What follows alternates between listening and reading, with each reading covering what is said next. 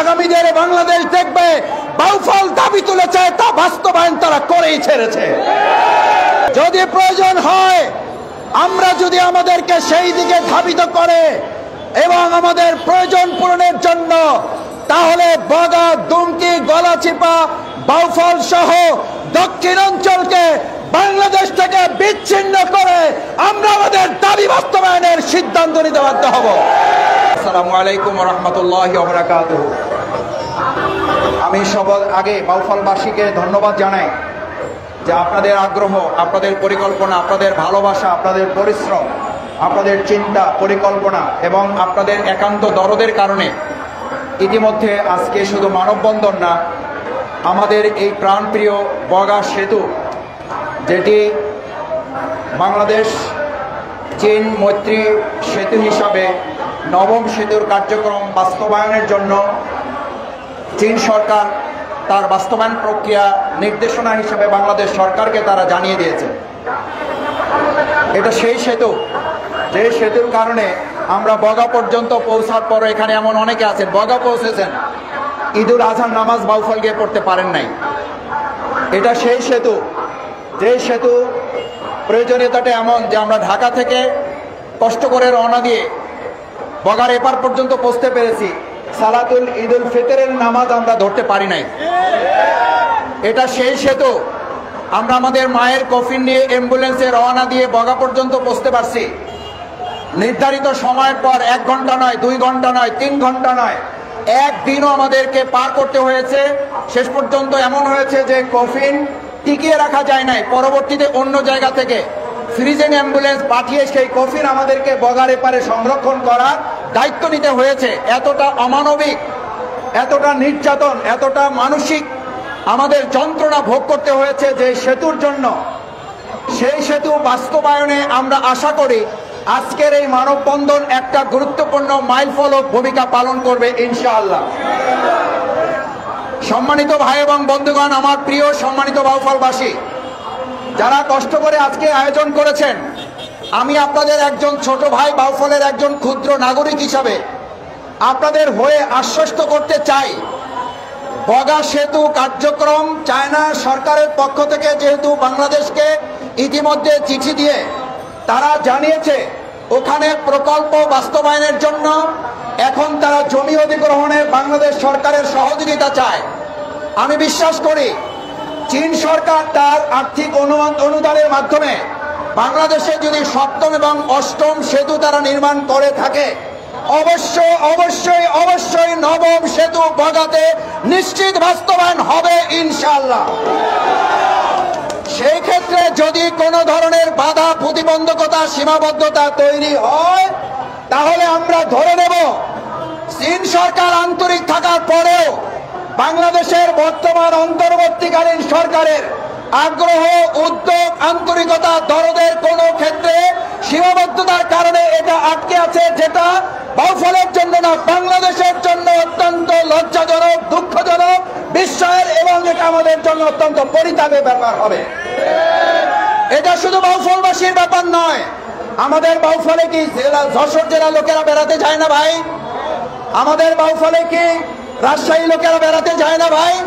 গিয়ে ওনারা জিজ্ঞেস করে গোটা বাংলাদেশে যদি সেতুর মাধ্যমে মানুষের সাথে মানুষের বন্ধন তৈরি হয় তাহলে বাউফলে তো আমরা অনেক নামি দামি গুণী মানুষের কথা শুনেছি, বাউফলে একটা শিক্ষিত জনপদ, এটা আমরা বহু বছর থেকে জেনেছি, তাহলে বাউফলের এই বগা সেতু হবে না কেন?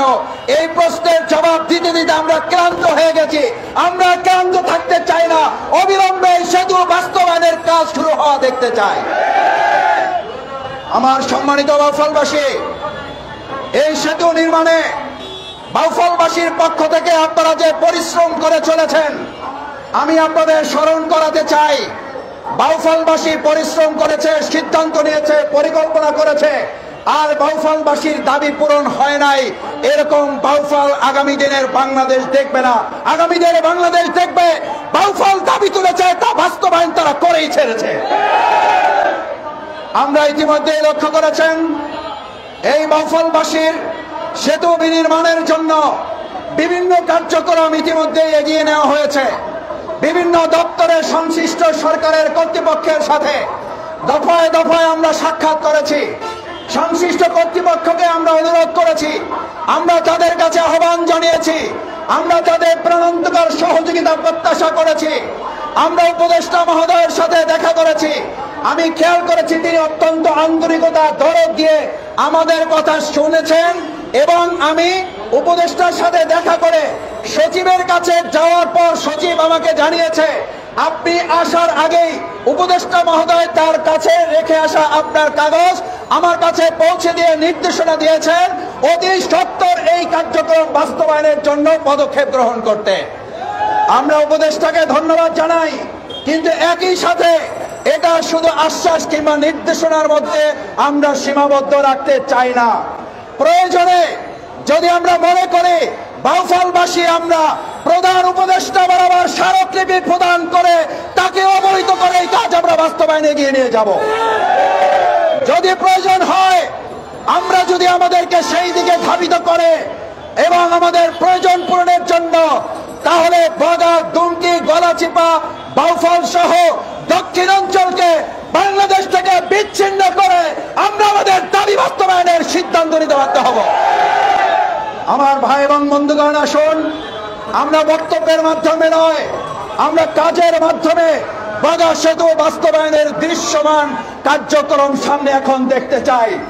ইতিমধ্যে চিঠিতে উল্লেখ করা হয়েছে, আমি ডিসি মহোদয়কে বলেছি আমাদের ওখানে প্রধান প্রকৌশলী তত্ত্বাবধায়ক তাকে জানিয়েছি যে যেহেতু চীন সরকার ইতিমধ্যে আপনাদেরকে জানিয়েছে এখন ওখানে জমি গ্রহণ করে সেখানকার পানির প্রবাহতা, সেখানকার পার্শ্ববর্তী এলাকা এবং সেখানের পানির ন্যায্যতা, সেখানকার রোডম্যাপ নির্ধারণ এবং সেখানকার ডিজাইন সেট আপ করার জন্য টেকনিক্যাল সিদ্ধান্তগুলো গ্রহণ করতে চীন সরকারকে বাংলাদেশ যত দ্রুত সহযোগিতা করবে চীন সরকার আশা করে তত দ্রুত এই কার্যক্রম বাস্তবায়ন সামনের দিকে এগিয়ে যাবে।